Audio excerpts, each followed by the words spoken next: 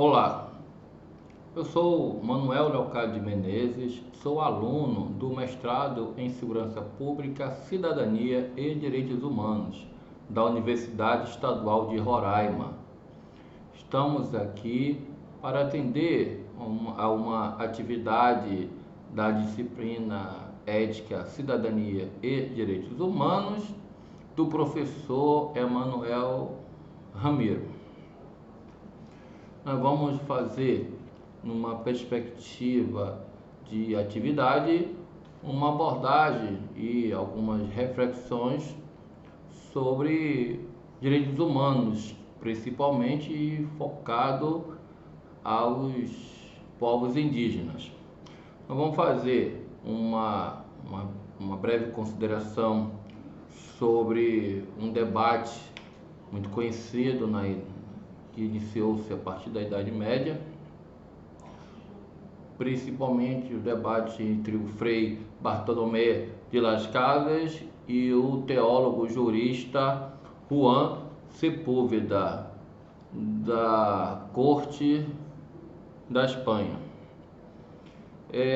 Com base nesse debate, nós vamos fazer uma abordagem em cima das violações da dignidade dos indígenas roraimenses, principalmente no que concerne a importância de algumas decisões judiciais que visa prevalecer esses direitos dos povos indígenas. E para fechar uma questão mais atual, nós vamos encaixar nessa abordagem a situação da pandemia em que vive todo o mundo, da Covid-19, e inserir nesse contexto o quão é nocivo a comunidade indígena ao povo indígena. Nós vamos inicialmente falar sobre esse debate sobre direitos humanos levantado inicialmente pelo Frei Bartolomé de Las Casas. Nos governos absolutistas da Idade Média, havia o entendimento de que o exercício de direitos, inclusive os direitos humanos, era privilégio das classes sociais mais elevadas, as conhecidas classes estamental, onde o rei figurava na ponta da pirâmide, estando abaixo do rei o clero e em seguida abaixo do clero a nobreza. E na base da pirâmide configurava os servos, estes sem qualquer perspectiva de direitos em relação ao poder público, em relação ao Estado. Nesse cenário, Espanha e Portugal protagonizaram um verdadeiro massacre colossal, um genocídio que vitimou populações nativas, população indígena na Europa. Esse genocídio se estendeu aos povos indígenas do Novo Mundo, aos povos indígenas do Brasil. Essa lastimável situação desperta a atenção do Frei Bartolomé de Las Casas, que passou a defender um tratamento digno aos povos indígenas, pois eles, os índios, defendeu o Frei Bartolomé, também eram criaturas de Deus, também são seres humanos iguais aos não índios europeus. Com essas reflexões, Frei Bartolomé passou a defender que os indígenas teriam os mesmos direitos consagrados aos brancos europeus, seja sob os olhos de Deus, seja sob as leis dos homens. Em sentido oposto ao pensamento de Frei Bartolomé, o teólogo jurista Juan Guiné Sepúlveda, da corte da Espanha, defendeu a tese de que os povos indígenas seriam criaturas inferiores e por isso seriam criaturas desprovidas de direitos. Na concepção de Juan Sepúlveda, os índios, os nativos da nova terra descoberta, no caso América, o Brasil especificamente, eram criaturas despreparadas, sem dignidade e por isso poderiam ser exploradas e massacradas, se preciso fosse, em prol da modernidade, então assim concebida, em prol da exploração e da riqueza. Por mais absurdo que se possa imaginar, mesmo com o pacificado entendimento de que os direitos humanos e os direitos fundamentais dos seres humanos a todos se aplicam, ainda encontramos, em tempos atuais, violações dos direitos humanos dos povos indígenas patrocinadas pelo próprio Estado e por um segmento da sociedade que ainda se julga pertencer a uma classe social dominante. Por mais absurdo que se possa imaginar, mesmo com o pacificado entendimento de que os direitos humanos e os direitos fundamentais dos seres humanos a todos se aplicam, ainda encontramos, em tempos atuais, violações dos direitos humanos dos povos indígenas. Violações patrocinadas pelo próprio Estado e por um segmento da sociedade que ainda se julga pertencer a uma classe social dominante, ainda se julgam pertencer a uma sociedade estamental. Essa concepção levou a dizimar e ainda afeta a etnia, ainda afeta os povos indígenas, levando muitas etnias a quase que total extinção. Para nos reportarmos um pouco, retornando à Idade Média, no tempo da escravidão, do período escravagista, os europeus eles não conseguiram ter êxito, sucesso na escravidão do índio. O índio não conseguia aceitar ser subjugado dessa forma. Levantou-se a ideia de que o índio era preguiçoso, o índio não queria trabalhar, o índio era acomodado. A grande verdade é que o índio não conseguia aceitar ser subjugado de tal forma na sua própria terra, violando sua cultura, seus costumes. E o índio, na visão dos dominadores, ele era fraco, ele se matava porque não queria trabalhar.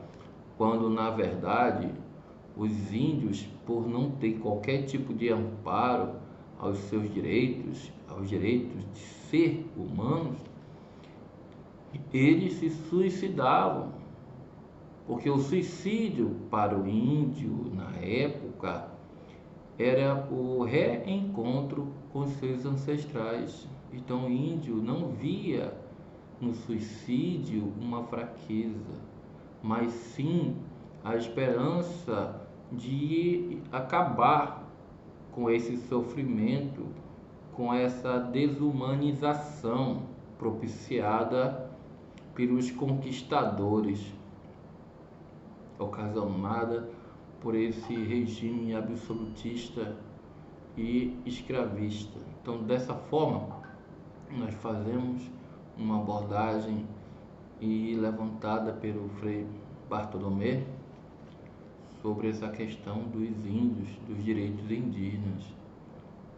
E o que nos parece que até nos dias atuais nós temos poucos freis Bartolomé e muitos ainda, Juan Sepúlveda, revestido de empresário, de explorador das mais diversas áreas, como por exemplo os garimpeiros. E com esse tópico nós abordaremos uma nova reflexão sobre exatamente os direitos dos indígenas no estado de Roraima, focado num artigo interessantíssimo do professor Stephen Grande. Ele relata que essas violações estão bem mais próximas do que possamos imaginar, essas violações dos direitos indígenas. Talvez por puro preconceito ou esquecimento, ignoramos os índios que se encontram detidos em presídios de não índios. O professor Stephen, ao relatar a situação prisional de indígenas no sistema penitenciário de Boa Vista, em Roraima, afirma que há, no poder público roraimense, um processo de criminalização de indígenas que se inicia desde a fase do inquérito policial em pura negação da etnicidade, através do discurso de que todos são iguais perante a lei. E com esse discurso, com esse entendimento de que todos são iguais perante a lei, sem destacar as indiferenças que nos tornam seres humanos, o próprio poder estatal afronta uma lei federal que trata do Estatuto do Índio. Essa lei federal possibilita o cumprimento da pena pelo índio em órgão federal de assistência aos índios e permite que a comunidade indígena sancione o infrator de acordo com seus próprios costumes, ressalvadas, claro, sanções de caráter cruel, dominante e proibida de todas as formas a pena de morte. A situação consegue ser ainda pior, segundo o professor Stephen Grande, ao informar que a quantidade de índios presos no sistema prisional de Roraima está muito além dos números registrados pelos presídios. Essa discrepância acaba por tornar invisível o desrespeito aos direitos humanos e aos direitos fundamentais dos índios, aos olhos de instituições que possuem o papel de defendê-los, principalmente no que concerne os direitos das mulheres indígenas. Vejam bem, nós estamos tratando de um povo que foi subjugado desde o início em que aqui chegaram os europeus, os não índios. E esses índios continuam até hoje subjugados. Na penitenciária agrícola de Monte Cristo, há diversos índios presos, muitos dos quais nem deveriam estar lá, muitos dos quais nem estão computados como índios. Entra na vala comum dos pardos, dos mulatos, dos não brancos, e com isso se esconde, se camufla, torna o índio preso no sistema prisional invisível, para que assim possa cobertar a própria deficiência do sistema prisional em dar a esses índios o atendimento adequado. Pior ainda, ao mascarar a quantidade de índios presos, o sistema prisional roraimense busca se eximir de suas obrigações legais em tratar os índios de forma diferenciada dos demais presos, afrontando e ignorando direitos a diferenças.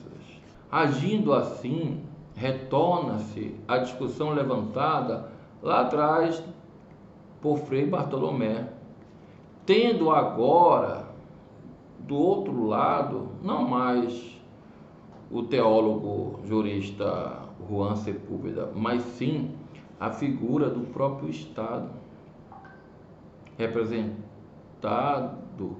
pelo sistema prisional, que massacra e extermina a população indígena de forma silenciosa e às espreitas, ao não identificá-los, ao não conceder a eles os seus direitos de origem, os seus direitos de ser diferente, os seus direitos indígenas, os seus direitos de tradição, de costume, da manutenção desses costumes e dessas tradições. Talvez isso seja o fator mais importante dessa discussão. O próprio poder estatal procura, e nas palavras do professor Steph Grande, tornar os índios invisíveis.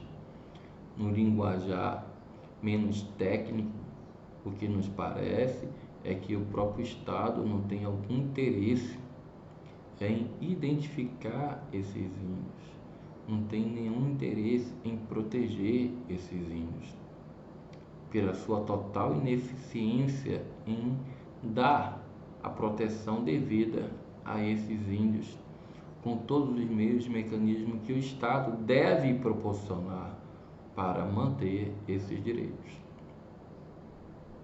Essa, em nossa concepção, é a pior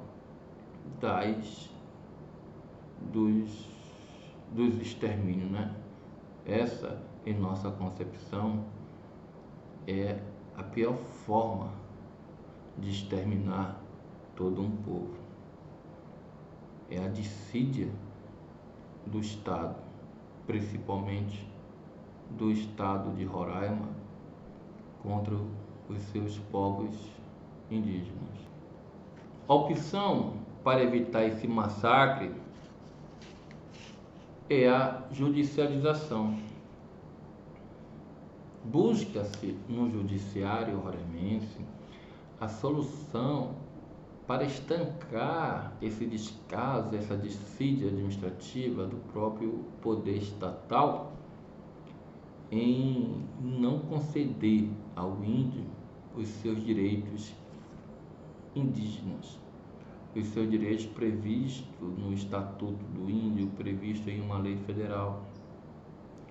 Em busca disso, há inúmeros processos judiciais movidos pelo Ministério Público Estadual, pelo Ministério Público Federal, que tem desempenhado suas atribuições, suas funções com muito afinco em defesa desse povo.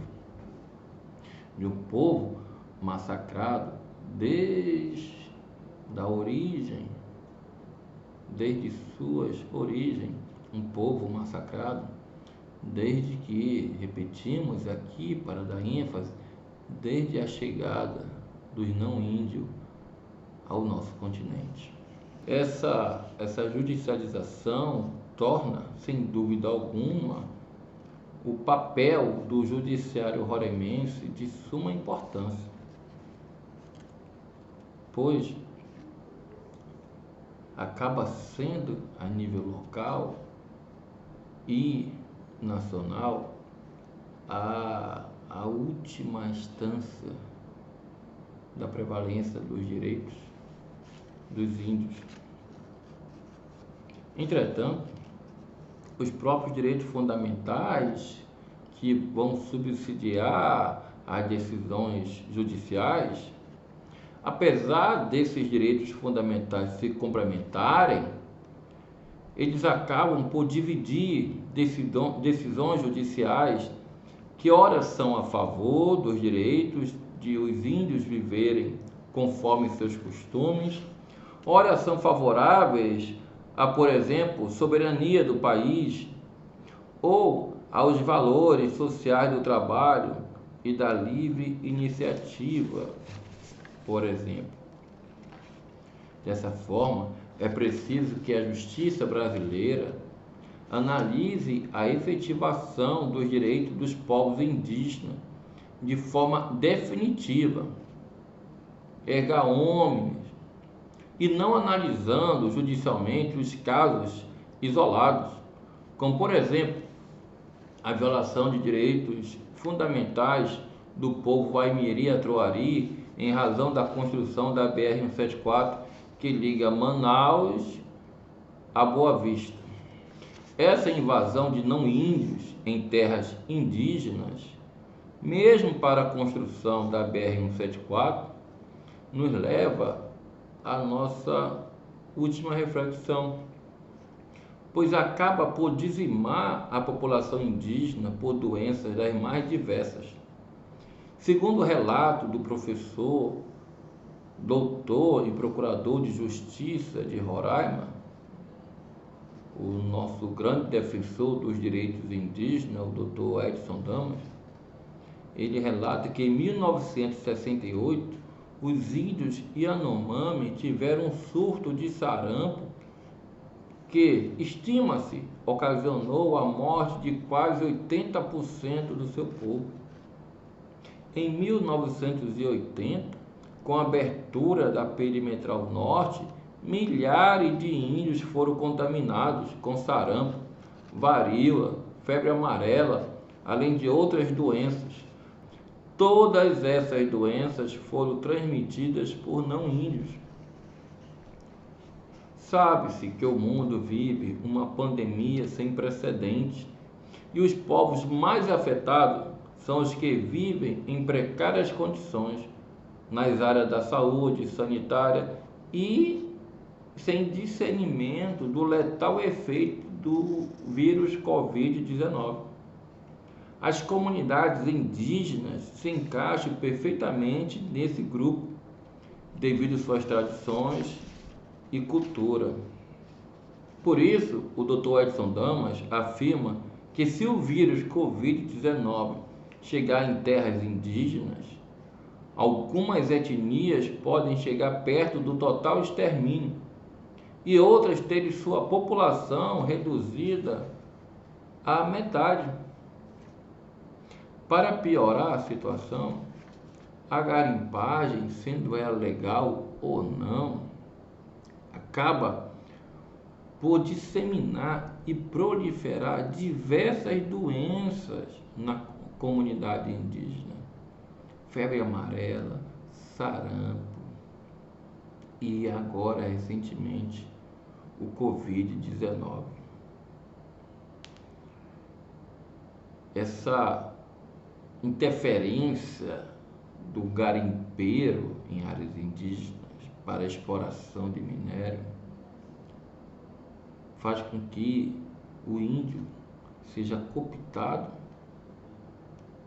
a cometer diversos outros crimes, como tráfico de drogas, como manipulação de entorpecentes naturais, e isso acaba levando o índio cada vez mais ao sistema prisional. Além disso, comumente é noticiado que índias foram estupradas, assediadas por garimpeiro.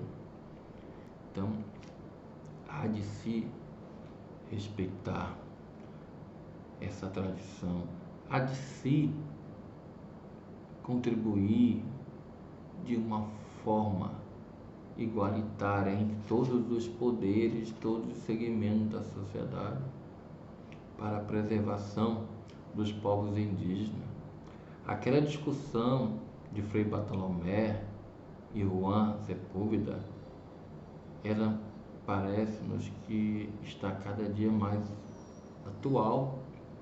Nós temos diversos Frei Bartolomés, mas temos também muitos Juan Sepúlveda querendo exterminar a população indígena, seja pela incompetência, pela desídia ou até de forma dolosa, pela garimpagem, pela exploração de minério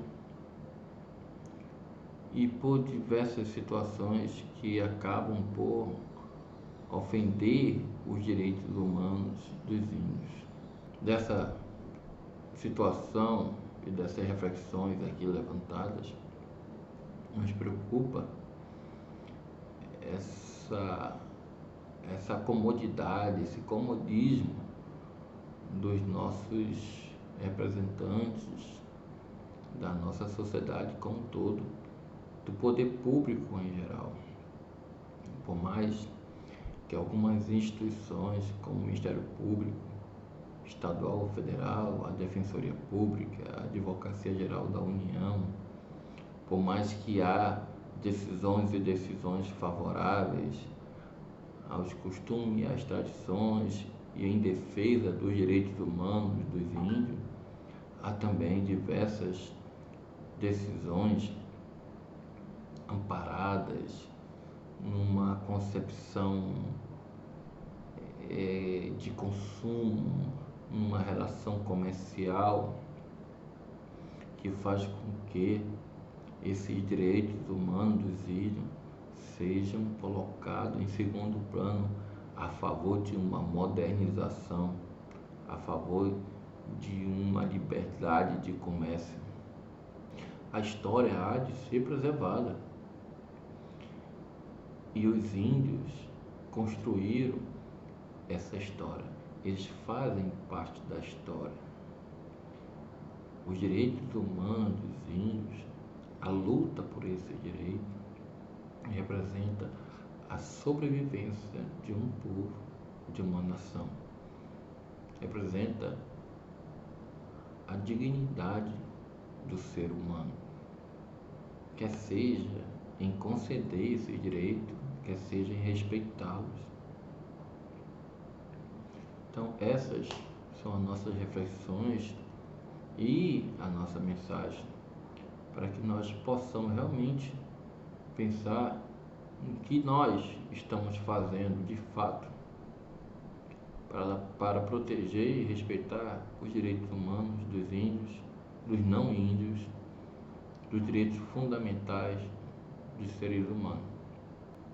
Então aqui fica a nossa mensagem final para que possamos contribuir de alguma forma ou de outra, seja com as nossas missões institucionais, quem for do Ministério Público, iniciando as ações judiciais favoráveis aos direitos humanos dos índios, quer seja como advogado em defesa dos direitos desse povo, quer seja como acadêmico, como pesquisador, escrevendo, estudando e trazendo dados, informações fundamentais para que as nossas autoridades possam, enfim, abrir os olhos e perceber o quão ainda